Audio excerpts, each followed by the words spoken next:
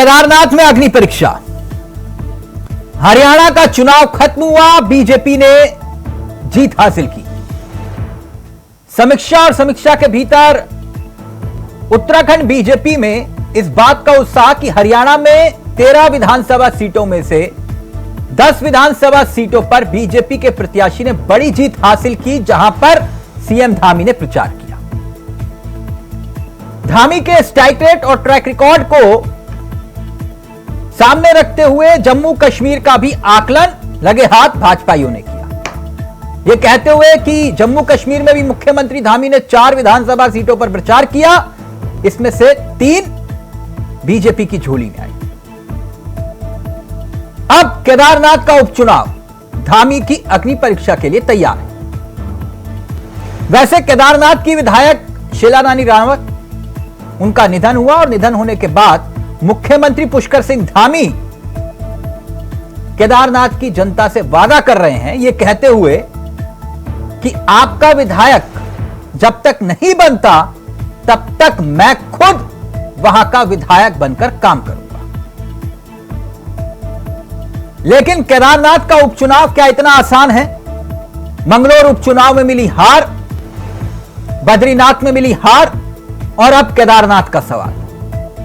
हरियाणा में जीत के बाद क्या केदारनाथ में कमल खिला पाएंगे सीएम धामी?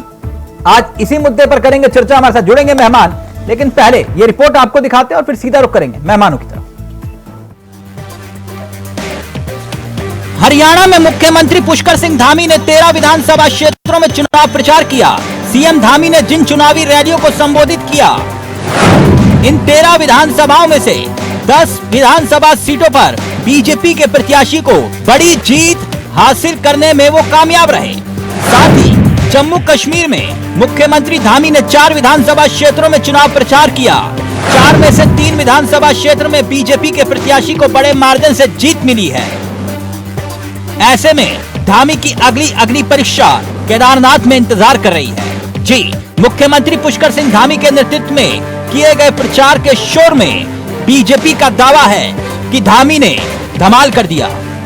अब ऐसे में मुख्यमंत्री पुष्कर सिंह धामी की बढ़ती लोकप्रियता का इम्तिहान केदारनाथ में इंतजार कर रहा है। अब केदारनाथ विधानसभा का उपचुनाव होने जा रहा है। ऐसे में बीजेपी नेताओं को उम्मीद है कि धामी ने जैसा करिश्मा हरियाणा जम्मू कश्मीर में करके दिखाया, ठीक उसी तर्ज पर केदारनाथ विधानसभा के उपचुनाव में वो करिश्मा करके दिखाएंगे।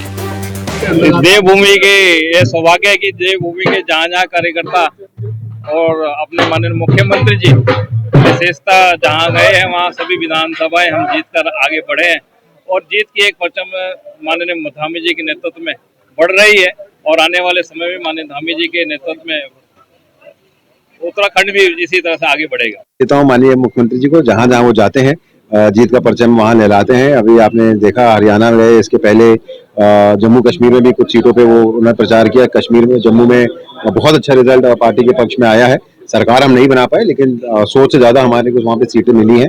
तो मैं माननीय मुख्यमंत्री जी को बधाई देता हूँ और यही उम्मीद करूंगा कि केदारनाथ चुनाव भी उनके नेतृत्व में लड़ा जाएगा, वहाँ पे भी हमको भारी मिलेगी। जबकि विपक्षी पार्टी कांग्रेस इसे करिश्मा नहीं मानती। कांग्रेस के दिग्गज और पूर्व मुख्यमंत्री हरीश रावत की माने तो हरियाणा में कुछ कमियां रही, जिसकी वजह से कांग्रेस पार्टी को हार मिली।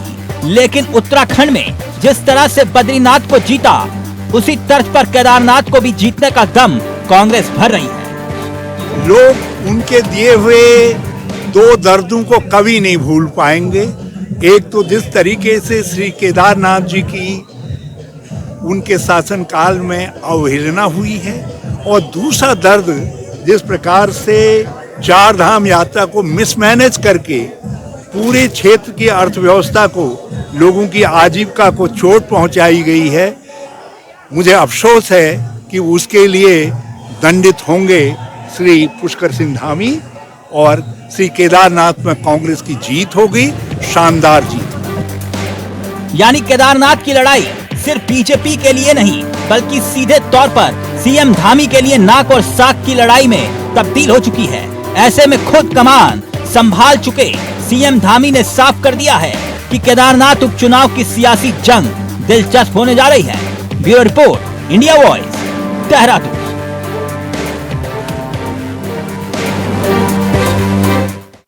तो चलिए सीधा रुख कर रहे हैं मेहमानों की तरफ। विनोद सेवाल जी हमारे साथ, बीजेपी का चेहरा इस कार्यक्रम का हिस्सा है। मथुरा दत्त जोशी जी कांग्रेस के अनुभवी चेहरे हैं और साथ ही साथ वरिष्ठ पत्रकार नीरज कोहली जी इस कार्यक्रम का हिस्सा बन गए। आप सभी का स्वागत है।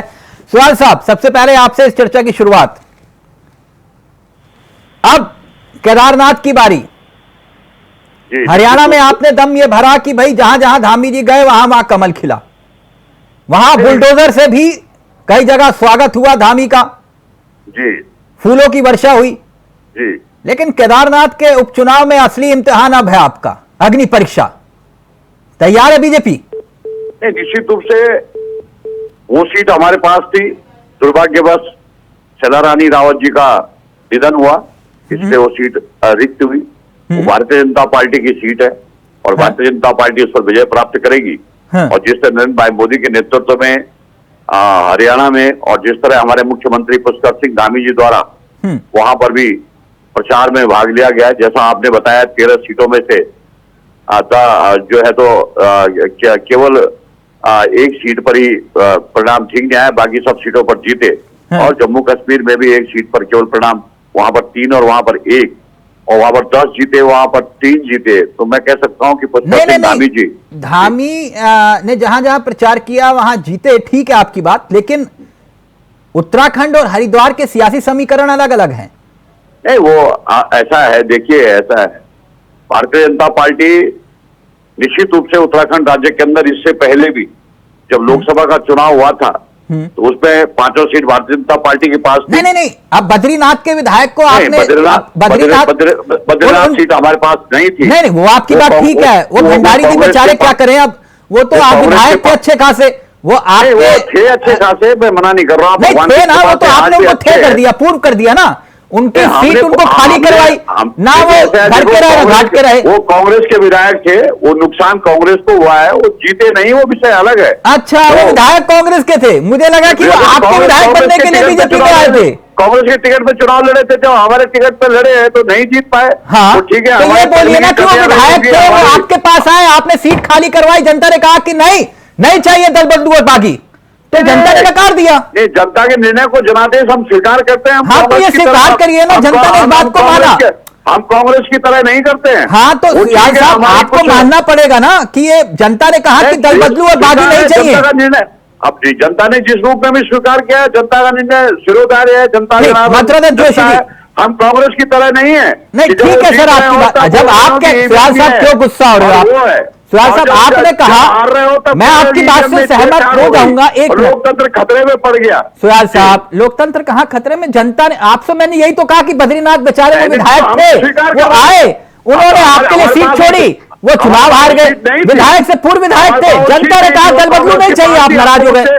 आपको उससे लॉस नहीं हुआ, लॉस ये जरूर हुआ कि हम उपचुनाव में लॉस जिसको होना था उससे पूछिए ना सर, और वो तो बेचारे कहीं के नहीं रहे। हमारे पास थी, हम कांग्रेस की तरह नहीं कह रहे। मथुरा दत्त जी, ईवीएम से ओके सुहाल साहब, एक मिनट, सुहाल साहब एक मिनट, जी। मथुरा दत्त जोशी जी, ये केदारनाथ की बात करें, कह रहे हरियाणा में जिस तरह आपको जोर का झटका धीरे से लगा, वैसे ही अब केदारनाथ की बारी है, कह रहे धामी धमाल करके दिखाएंगे केदारनाथ में। जोशी जी, जोशी जी मेरी आवाज आ रही है सर? वो मामला, हाँ, की आवाज, वो मामला म्यूट अनम्यूट है सर। जोशी जी आपकी आवाज,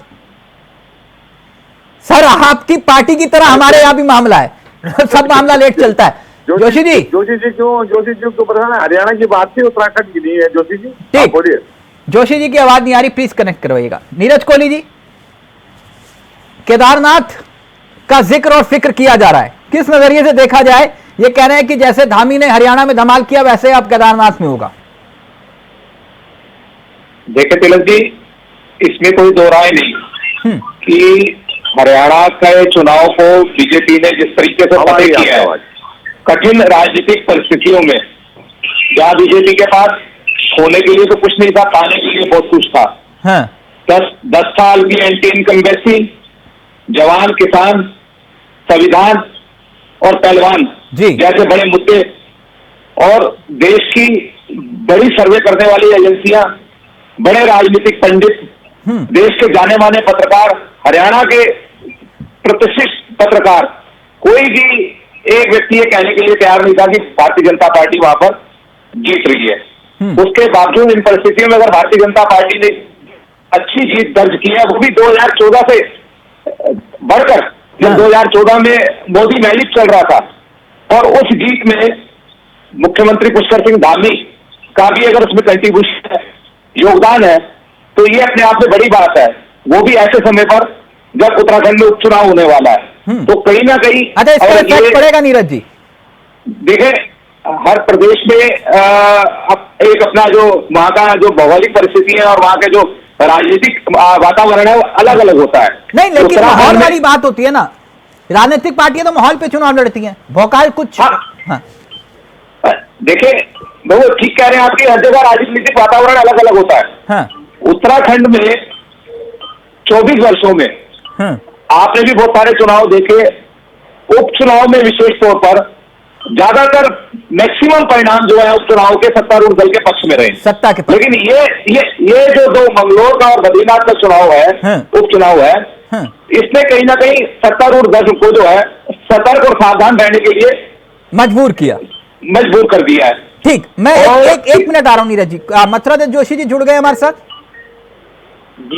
जी जोशी जी, अब आपकी आवाज आ गई, बिल्कुल परफेक्ट। विनोद सियाल जी कह रहे हैं कि जैसे धामी जी ने हरियाणा में धमाल मचाया, अब वैसे ही अब केदारनाथ में होगा। आपकी क्या तैयारी सुनने में आया? आप सर्वे वर्वे करवा रहे हैं अपने प्रत्याशियों को लेकर? तिलक जी, पहली बात तो यह है कि धामी जी ने न कोई धमाल किया न कोई कमाल किया। हरियाणा में क्या हुआ ये सब आप लोगों ने देखा, किस तरीके से चुनाव जीते हैं, किस तरीके से काम हुआ है, सब आपके सामने है। उसमें बहुत ज्यादा कहने की आवश्यकता नहीं है। भारतीय जनता पार्टी को 39.79 एक मिनट सुयाल जी मुझे बोलने दीजिएगा। मैंने आपको बताइए ना क्या हुआ, डिस्टर्ब न करो, मैं बोल रहा हूँ ना, तो सुन लो, पहले धैर्य रखो, मैं सुनाऊंगा ना। धैर्य में हूँ, बिल्कुल धैर्य में हूँ, आप चिंता न। हाँ, आप बीच में डिस्टर्ब मत करो, आप सज्जन आदमी हैं, छोटे भाई हैं हमारे, प्रिय हैं हमारे यहाँ, शांति से सुनिएगा। तिलक जी, 39.79 वोट भाजपा को मिला, 39.29% वोट कांग्रेस को मिला। केवल 0.5% का असर है। हम कोई उसको नहीं मानते, हार नहीं मानते, तो भाजपा की नैतिक हार है। अनैतिक तरीके से हार जीत इनको मिली है। ठीक है, लोकतंत्र है, जनता का आदेश सिरोधार्य करना होता है, कोई धमाल नहीं किया। अगर धामी जी धमाली करना होता, कमाली करना होता, तो खटीमा में क्यों नहीं किया कमाल आपने? क्यों चुनाव हार गए आप? एक बात, इतनी बड़ी लोकप्रियता आपकी। दूसरी बात, आप अभी मैंगलोर का चुनाव आपके सामने है, बद्रीनाथ का चुनाव आपके सामने है, वहां क्या हो गया था आपको? तो ये लोकतंत्र है, चलता रहता है, कोई कमाल नहीं करता, कोई धमाल नहीं करता। जनता की नब्ज को पकड़ना आप बड़ी बात है। जिसने नब्ज पकड़ ली जनता की, वो शहंशाह है। जिसने जोशी जी, ये बात से मैं आपकी सहमत हूँ। जो जनता की नस पकड़ ले, वो चेहरा चुनाव जीत जाता है। बिल्कुल। दो उदाहरण आपने दिए, मैं दो उदाहरण दे देता हूँ। जी, किसान पहलवान, जी, संविधान, ये थाली में परोस के आपको मुद्दे मिले हुए थे, आप नहीं बुना पाए, इसका मतलब जनता की नब्ज आपने नहीं पकड़ी। पहली बात, एक मिनट, मैं आप ही की बात लेकर जा रहा हूँ ना सर। अगर आप हरियाणा में पके पकाए मुद्दों को नहीं समझ पाए और आपने कहा कि भाई हम इतने वोट परसेंटेज लेकर आए, उतने वोट, अगर जीत और हार, ऐसा नहीं है। हार तो हार है तिलक जी, मैं मान रहा हूँ ना, हार तो हार है। और आपने कहा कि वो खटीमा हार गए, खटीमा हार गए। मैं आपकी बात ही ले जा रहा हूँ ना सर, जोशी जी आप ही के पास हूँ, मैं आप ही के पास हूँ। अगर आपने कहा कि वो खटीमा हार गए, चलिए ये बात भी मैं मान गया, लेकिन आपके उत्तराखंड के सबसे बड़े चेहरे दो विधानसभा सीट से चुनाव लड़ते हैं, एक सिटिंग प्रत्याशी का टिकट काट देते हैं, लड़की लड़ सकती हूँ, कोई संध्या का टिकट काट दिया, उसके बावजूद आप चुनाव नहीं जीत पाते, तो फिर से मैं क्या मानूं? मैं ये नहीं कह रहा हूँ, मैं यहाँ नहीं ले जानी है डिबेट ना, मैं आज डिबेट आपने धामी जी के धमाल और कमाल में की है, मैं उस धमाल कमाल का जिक्र करता हूँ। मैं धमाल कमाल केदारनाथ में जानना चाह रहा हूँ। नहीं, मैं आ रहा हूँ, उसी बात पर आ रहा हूँ। में ले गए जोशी जी? नहीं, मैं नहीं ले जा रहा हूँ, मैं वहीं पर आ रहा हूँ, मैं केदारनाथ पे ही आ रहा हूँ। मैं इसलिए कह रहा हूँ, धामी जी जितने सुयाल जी के प्रिय नहीं होंगे, शायद उससे ज्यादा प्रिय मेरे हैं, मेरे अच्छे मित्र हैं, आज के मित्र हैं, कई वर्षों के मित्र हैं। मैं आप जानते जो बात कहनी होती ठोक के कहता हूँ, कहीं कोई नहीं जोशी जी, वो सबके मित्र रहे। अब अपनी बात रखिए ना, आपके तो सारे वैसे ही मित्र रहे। नहीं, मैं जो बात हम भी आपके मित्र ही हैं, जो सर छोटे भाई हैं, हार में वो अलग नहीं विषय है। है। एक बात, ये केदारनाथ दूसरी बात है कि आपने केदारनाथ की बात कही जी। केदारनाथ का चुनाव भी कांग्रेस पार्टी ऐसे ही जीतेगी जैसे बद्रीनाथ का चुनाव जीता है। बद्रीनाथ में तो जनता ने बदला लिया ना प्रत्याशी से। बिल्कुल लेगी, यहाँ भी जनता लेगी। मैं सर वही जानना चाह रहा हूँ, जनता ने कहा कि दल बदल कबूल नहीं है, उन्हें बागी अच्छा नहीं लगा तो उन्होंने रिजेक्ट कर दिया। यहाँ भी लेगी। केदारनाथ में क्या करिश्मा है आपके पास, ये तो बताओ। मैं बता रहा हूँ कई करिश्मे हैं। बताइए। भारतीय जनता पार्टी ने जो पाप किया है, बाबा केदार उन्हें दंडित जरूर करेंगे। देखिएगा पाप कौन कौन से किए। सोना चोरी कर दिया केदारनाथ का, आज तक पता नहीं है, खुद ही कहते 230 किलो सोना है, 230 क्विंटल सोना है, और उसके बाद 23 किलो सोने में आ जाते हैं। खुद ही सुरक्षा मानते हैं, खुद ही सब कुछ मानते हैं। एक बात। दूसरी बात मैं आपको बताऊं कि बाबा केदार की प्रतिष्ठा को खंडित करने का काम इन्होंने किया। तीसरी बात ये बताऊं कि केदारनाथ का मंदिर स्थापित करने मुख्यमंत्री जी गए थे, शायद दिल्ली, कोई और नहीं गया था, और वहाँ मुख्यमंत्री जी ने कहा था कि जो लोग केदारनाथ नहीं जा पाएंगे, अब ये धाम मैं यहाँ बना रहा हूँ, यहाँ दर्शन करेंगे, ये मुख्यमंत्री जी ने कहा था। तीसरी बात मणिमाई की स्थिति का मामला है। चौथी बात आपके केदारनाथ से पंडा पुरोहितों से हितों का मामला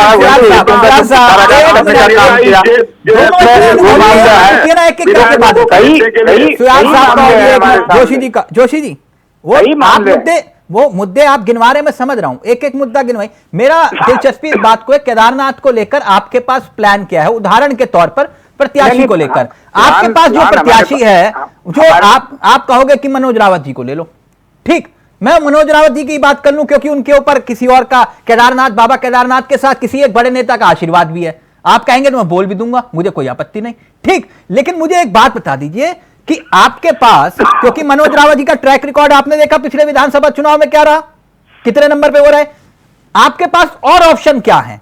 क्या आप जनता को, जैसे कि आपने बहुत बढ़िया दाव बद्रीनाथ में खेला, आपने कहा कि किसी को नहीं, सिर्फ कर्मठ कार्यकर्ता को टिकट दो, लखपत जी को उतारा और चुनाव जीत गए। केदारनाथ में क्या है? देखिएगा केदारनाथ में भी कर्मठ कार्यकर्ता ही आएगा, सक्रिय कार्यकर्ता ही आएगा, दमदार व्यक्ति चुनाव लड़ेगा। आप देखिएगा समय आने पर। ये सर्वे जो करवा रहे हो आप, सर्वे करवा रहे हो ना कुछ ऐसा? बिल्कुल सर्वे चल रहा है। सर्वे में ऑप्शन क्या है, मतलब पब्लिक को आपने ऑप्शन दिया कि आपको ये प्रत्याशी कौन पसंद है? नहीं, पब्लिक के स्तर से जो आएगा वो आएगा। अब ये बहुत सी चीजें मैं आपसे व्यक्तिगत रूप से खोल सकता हूं, लेकिन चैनल में नहीं खोल सकता हूं। अच्छा चलिए, मुझे फोन पे बता दीजिएगा अकेले में। बिल्कुल आपको तो हम शेयर करते रहते हैं, फिर बता दूंगा, आपको कोई दिक्कत नहीं है। अच्छा सुयाल जी को नहीं बताइएगा, कोई बात नहीं। अच्छा सुयाल जी को भी मैं बता दूंगा, भैया सतर्क रहो, सोच लो। हाँ। आपके लिए बड़ी आफत आने वाली है, समय पर रहे, थोड़ा धैर्य से रहे। आप सुयाल जी की चिंता छोड़िए, सुयाल जी एक मिनट, मैं बता देता हूँ जोशी जी को, सुयाल जी की चिंता छोड़िए सर, ये फरीदाबाद से भी प्रत्याशी ले आएंगे, आप अपनी टेंशन रखिए जोशी जी। सुयाल साहब कंटिन्यू प्लीज, फिर कॉलेज जी आपके पास आ रहा हूँ। लेकिन मैं बिल्कुल आपको आश्वस्त करता हूँ कि हम केदारनाथ का ही प्रत्याशी वोटों से जा रहे। बद्रीनाथ जो हमारी रणनीतिक चूक हुई है वो हम समझ रहे हैं, उससे ज्यादा इतराने की जरूरत नहीं है। केदारनाथ हमारी रणनीति हमारे पास है, आज चूक नहीं हो रही, आज ये बिल्कुल ठीक कर रहे हैं। देखिएगा आप, ये 5 मंत्री लगा दिए, मुख्यमंत्री को मजबूरी में कहना पड़ा कि मैं आपका विधायक रहूंगा। कितनी घबराहट में मुख्यमंत्री है, मैंने पहली बार मुख्यमंत्री जी को घबराहट और छटपटाहट में देखा, इससे पहले नहीं देखा था मैंने। लाचार हो गए मुख्यमंत्री जी, देखिए जनता के सामने क्या कह रहे हैं। अरे कैसी बात कर दी आपने, शर्मनाक क्यों होंगे? इतने अच्छे निर्णय पुष्कर सिंह धामी जी के नेतृत्व में हुए हैं, और बहुत अच्छे निर्णय हो रहे हैं, अच्छे निर्णय। सुयाल साहब एक मिनट, सुयाल साहब ये 4 जो मंत्री लगाए सर, ये 4 मंत्री केदारनाथ में जो आपने लगाए, ये मतलब ये डर क्यों? डर क्या है, हमारे पास मंत्री कांग्रेस के पास थोड़ी, हमारे। अच्छा मंत्री है इसलिए आपने केदारनाथ में लगाया? वहाँ पर आपदा है, आपदा आई हुई है, लोगों की समस्याएं जाकर। नीरज जी पहले प्रदेश अध्यक्ष तो कुछ और कह रहे थे कि भाई हमने जो है चुनाव जीतने के लिए मंत्रियों को जिम्मा सौंप दिया है, और फिर अब ये कह रहे हैं कि आपदा वाला मसला। नीरज जी कुछ समझ में नहीं आ रहा, और कह रहे हैं कि नहीं हमें कोई डर नहीं है। जनता की समस्याएं समस्याएं दूर हो, इसलिए हमने वहाँ पर मंत्रियों को भेजा है, तो स्वाभाविक रूप से वहाँ पर इतने कैबिनेट मंत्री तो तब भी नहीं लगाए गए जब आपदा आई थी, समझे सुयाल साहब? हाँ, तो एक मिनट रुक जाइए ना नीरज जी, ये मसला क्या है? तिलक जी देखें, ऐसा है कि भाजपा ने अपनी फील्डिंग पूरी सजा दी है केदारनाथ में। हाँ। इवन ये है कि 11 खिलाड़ियों के अलावा जो 12वां रिजर्व खिलाड़ी है वो भी फील्ड के बाहर एकदम खड़ा हुआ है। अब बल्लेबाजी करनी है कांग्रेस ने। कांग्रेस का ओपनर कौन होगा, वो कैसे इस पिच पे बैटिंग करती है, हाँ। ये बड़ी बात है। और जो बात आपने एक महत्वपूर्ण बात कही, मैं उसी से रिलेटेड कर रहा हूँ कि यहाँ उम्मीदवार का बहुत बड़ा रोल है, खासतौर पर कांग्रेस पार्टी की दृष्टि से कि उम्मीदवार कौन होगा। और भारतीय जनता पार्टी को मैंने आपको बताया कि क्योंकि 2 उपचुनाव उसने गंवाए हैं तो कोई कसर नहीं छोड़ना चाहती, और उसका इस समय पलड़ा भारी है, कॉन्फिडेंस लेवल ऊंचा है, क्योंकि हरियाणा की जीत के बाद पड़ोसी राज्य हमारा उत्तराखंड, हिमाचल, हरियाणा, पंजाब, यहाँ कोई भी राजनीतिक घटनाक्रम होता तो उसका संदेश दूर तक जाता, दूसरे राज्यों में उसकी गूंज गूंजती है। तो बीजेपी का कॉन्फिडेंस लेवल बहुत ऊंचा है इस समय, और मुझे लगता है कि इन चुनावों की जो है गेट की जा रही थी, और बहुत जल्दी जो है शायद इलेक्शन कमीशन जो है बाई इलेक्शन की भी घोषणा कर देगा। नीरज और अगर जी, जल्दी चुनाव आपने कांग्रेस के परिप्रेक्ष्य में कहा कि प्रत्याशी की बहुत महत्वपूर्ण भूमिका रहेगी, मैं आपकी बात से बिल्कुल 100% सहमत हूं। लेकिन अगर मैं दावेदारों की बात करूं तो आपको क्या लगता है कि कौन से ऐसा चेहरा जिस पर कांग्रेस दांव खेल सकती है? तिलक जी देखो, ये तो आपका और हमारा आंकलन, आपका आंकलन कुछ और होगा, मेरा असेसमेंट कुछ और होगा, पार्टी का असेसमेंट कुछ होगा। हाँ। क्योंकि आपको पता कांग्रेस पार्टी में तो बहुत कुछ चीजें चलती हैं, तो सार्वजनिक रूप से हम किसी एक व्यक्ति का दो लोगों का नाम लेंगे तो मुझे लगता है उचित नहीं है। हाँ। लेकिन कांग्रेस पार्टी को सोच समझ के उदाहरण के तौर पर चुनाव जीतना है। तो उदाहरण के तौर, नीरज जी मैं उदाहरण के तौर पर ये सिर्फ उदाहरण है, इसे अन्यथा मत लीजिए जोशी जी। जैसे कि मनोज रावत, हरीश रावत जी ने वीटो लगा दी, कहा कि नहीं मनोज रावत ही मेरे तरफ से ओके, मामला डन। वहां से वो एक है शेरे गढ़वाल, सत्ता मेरे जूते की नोक पे, धारी देवी की कसम मंत्री नहीं बनूंगा, लेकिन मंत्रालय तुरंत। हरक सिंह रावत ठीक, वो भी चाहते हैं कि मुझे, लेकिन फिर वो सुयाल साहब कहेंगे ये तो मामला बहुत जल्दी हम मैनेज कर लेंगे। यहां पे वो प्रत्याशी का ऐलान और वहां पर है दिल्ली से टीम पहुंच जाएगी, लेकिन वहां भी खतरा है कांग्रेस के सामने। अब तीसरा ऑप्शन आता है गणेश गोदियाल का, माफ करिएगा, जो गणेश जोशी को तो भेजेंगे प्रचार के लिए विनोद सियाल साहब, गणेश गोदियाल साहब का। अब वहां प्रीतम सिंह, करण माहरा अगर एग्री हो गए तो फिर वो भी तो चेहरा हो सकते हैं ना, क्योंकि वो क्रेडिट तो बद्रीनाथ का ले ही रहे कि भैया बद्रीनाथ में मैंने जितवाया। नहीं नीरज, देखिए इन तीनों में सबसे फेवरेट मेरे गणेश गोदियाल है। हाँ, अगर आप मेरी बात मानेंगे। नहीं, लेकिन वो दूसरे वाले जो हैं वो कहते हैं कि मुझे 15 दिन दो, मैं मैनेज कर लूंगा चुनाव। मैनेज करने का मतलब है जब साडू भाई को रुद्रप्रयाग में हरा दिया। अब वो तो चुनावी प्रबंधन के बड़े खिलाड़ी है, इसमें कोई दो राय नहीं। नहीं, बड़े नहीं, बहुत बड़े वाले खिलाड़ी हैं। हाँ बिल्कुल बिल्कुल, हाँ जोशी जी जानते हैं, लेकिन अब वो दम सुयाल साहब जानते हैं कि कैसे मैनेज करना है, उनसे ज्यादा मैनेज करने वाले सुयाल साहब है। जोशी जी, नीरज जी जो बात कह रहे हैं फाइनल हम कोई मैनेज करने वाले नहीं है। हमने देश के अंदर सुशासन और विकास का हमारा सर, नारा है। चुनाव का मतलब ही मैनेजमेंट है। सुयाल साहब, चुनाव का मतलब ही मैनेजमेंट है आजकल। ठीक है, मैनेजमेंट भी नहीं, हमारा नेटवर्क है, हमारा समर्पित कार्यकर्ता है बूथ पर। ऐसा नहीं है हमारा एक प्रत्याशी चुनाव लड़ना, हमारा बूथ पर अध्यक्ष चुनाव लड़ता है। सुयाल साहब, हमने भी उपचुनाव देखे हैं सर, कैसे लड़े जाते हैं, हमें भी मालूम है ना? ठीक है, आपको भी मालूम है, मुझे भी मालूम है। हाँ, तो सुयाल साहब एक बात, ये जो 4 मंत्री आपने बनाए हैं उसमें गणेश जोशी जी हैं कि नहीं? निश्चित रूप से जो कैबिनेट में थे उनको वहां भेजा गया है। कोई नहीं, जोशी जी का महत्वपूर्ण योगदान है ना, आजकल गणेश जोशी जी छाए हुए हैं। उनको वहां भेजा गया है, वहां पर समस्याएं थी। आपदा से माननीय पुष्कर सिंह धामी जी के नेतृत्व में जिस तरह से लोगों की जान बचाई गई और जिस तरह से लोगों को रेस्क्यू करके वहां से हटाया गया केंद्र सरकार की मदद से, जिस तरह से वह सारी व्यवस्थाएं सही ढंग से संचालित की गई बात घुमा गए और यात्रा भी जिस रिकॉर्ड ढंग से हुई। जी, 8 अक्टूबर निकल गई जी, 19 अक्टूबर आने वाली है। मैं ये कोई बात नहीं, हाँ वो तो पता है सर, आप लोगों को क्या फर्क पड़ना, कोई बात नहीं। देखिए सब ऐसा है, सब चीजें विधि अनुसार क्रियान्वित होंगी। हाँ, वो और ठीक हमें है, किसी भी प्रकार से हम सुशासन में विश्वास रखते हैं। हाँ, वो दिख रहा है सर। गणेश जोशी के मामले पर जनता पूछेगी, गणेश जोशी के मामले पे क्या सारे विषयों पर पूरी पारदर्शिता के साथ सब काम धाम चलना चाहिए। हाँ, वो चलना चाहिए, नैतिकता खूटे पर। ठीक हो गया सुयाल साहब, एक मिनट जोशी जी, जी, जो बात नीरज जी कह रहे थे उससे आप कितना इत्तेफाक रखते हैं कि जो प्रत्याशी की भूमिका महत्वपूर्ण होगी? देखिए मेरे प्रत्याशी का इत्तेफाक चेहरा। रखने से कुछ नहीं होगा। जो पार्टी इत्तेफाक रखेगी, जिसको पार्टी घोषित करेगी वो उम्मीदवार होगा। पार्टी में इस बारे में चिंतन और मंथन चल रहा है और शीघ्र ही पार्टी की कोर कमेटी की बैठक होगी, समन्वय समिति की बैठक होगी और उम्मीदवारों के संबंध में केंद्रीय हाईकमान को पैनल भेजा जाएगा। जो भी उम्मीदवार घोषित करना होगा केंद्रीय हाईकमान के स्तर से होगा। लेकिन इतना मैं जरूर कर सकता हूँ कि केदारनाथ में भाजपा के लिए बहुत भारी उम्मीदवार होगा, हल्का उम्मीदवार केदारनाथ में मिलने वाला नहीं है। जैसे कि अब जैसे ही आप और मैं अलग से बात कर लेंगे। नहीं, सारी बात अलग से मत करिए सर, फिर वो सुयाल साहब नाराज हो जाएंगे। कुछ बता दीजिए। कोई बात नहीं, वो सब कल थोड़े जब चुनाव घोषित होने दीजिए, कैंडिडेट सामने आ जाएंगे। हम तैयार हैं। जो सबसे बड़ा पहलवान है उसी को उतार दो, कोई दिक्कत नहीं है जोशी जी। ये कह रहे हैं हरीश रावत जी को उतार दो।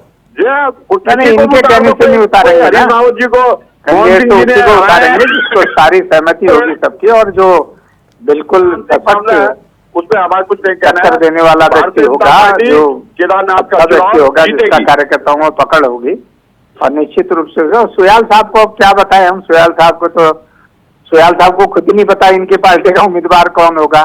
मुझे तो फिर भी इतना तो पता है। तो अपने उम्मीदवार की घोषणा कर दीजिए। नहीं, समय आने पर की जाती है, ऐसे घोषणा नहीं की जाती ना।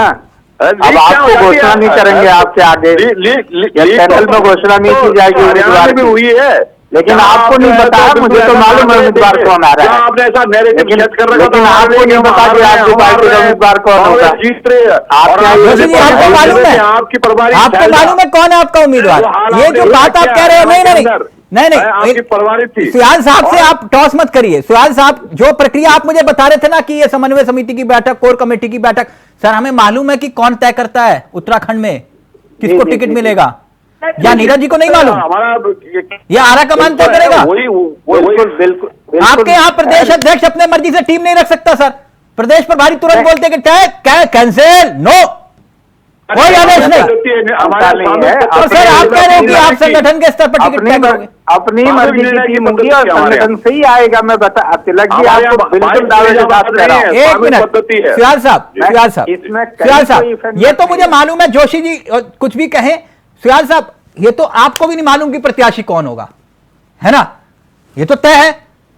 ये तो अगर तय होता तो मंगलौर से किसी को मालूम था कि फरीदाबाद से आप प्रत्याशी ले आएंगे? नहीं मालूम था सर। आप जब फरीदाबाद से प्रत्याशी ला सकते हो तो कहीं से भी कुछ भी आ सकता है उत्तराखंड में। एक बात सुयाल साहब, जब धामी जी के नेतृत्व में केवल हम फोटो जवाब आ रहे हैं, मंगलौर का जिक्र कांग्रेस गलत कर रही है, गलत में वो 400-500 से रह गए, नहीं तो हम वो मंगलौर जीत रहे थे। हाँ, वो सांस्कृतिक कार्यक्रम सबने देखा था चुनाव के वक्त। ठीक, नीरज जी फाइनल कमेंट आपका क्या मैसेज जाएगा? मैं वही बात दोहरा रहा हूं जो विजय बोगड़ा जी ने मंच से कही थी। बोले अयोध्या हार गए, बद्रीनाथ हार गए, केदारनाथ मत हारना। ये मैंने नहीं, बोगड़ा जी ने कहा था। बोले इसका मैसेज बहुत दूर तक जाएगा। बद्रीनाथ चुनाव हमारी एक तकनीकी भाजपा की दृष्टि से जो है चुनाव बहुत प्रतिष्ठापूर्ण है। हाँ। क्योंकि बात केदारनाथ से जुड़ी हुई जो बात आपने कही है, और क्योंकि ये सीट भी बीजेपी के पास ही थी और इस सीट का मैसेज भी बहुत दूर तक जाएगा, इसलिए भारतीय जनता पार्टी ने पूरी ताकत लगा रखी है और चुनाव बहुत चुनौती वाला होने वाला है अगर कांग्रेस पार्टी सशक्त कैंडिडेट लाती है बीजेपी के सामने। तो आप बहुत बार बार उसी पर जोर दे रहे हैं, ये बात से मैं भी सहमत हूं, लेकिन वो मजबूत कैंडिडेट होगा कौन? क्या गणेश गोदयाल? ये एक बड़ा सवाल है। अगर मजबूत कैंडिडेट की बात करें और उस पर सहमति बन जाए, ये क्योंकि जोशी जी भी जानते, बहुत पुराने व्यक्ति, हमने तो देख लिया, सब जानते हैं वो कैसे तय होता है कैंडिडेट कांग्रेस में।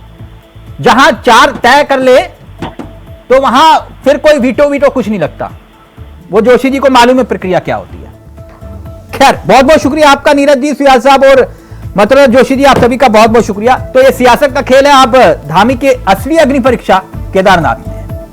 नमस्कार, जय हिंद, जय भारत, जय उत्तराखंड।